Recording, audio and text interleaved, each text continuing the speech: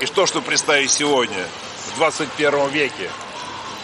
В 2015 году лидер оппозиции демонстративно расстреливается у стен Кремля, это за пределами вообще воображения. Страна катится в пропасть. Михаил Михайлович совсем недавно Немцов заявлял в прессе о том, что Путин его убьет. Это не может быть последствием вот этого заявления? Я не думаю, что какое-то конкретное заявление, не надо, я считаю, не следует искать какую-то связь с какими-то конкретными словами, какими-то заявлениями.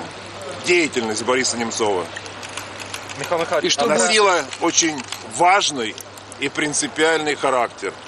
Власти, и не только власти, все, кого разоблачал Немцов, будь то власти центральные, будь то региональные, будь то муниципальные, все были им недовольны. Все его боялись, его слова, его разоблачений. Что будет с акцией «Весна»? Она пройдет в запланированное время, в запланированное месте, в запланированном масштабе. В связи с убийством Немцова появятся какие-то лозунги новые? Ну, разумеется, конечно. Это шокирующая вещь.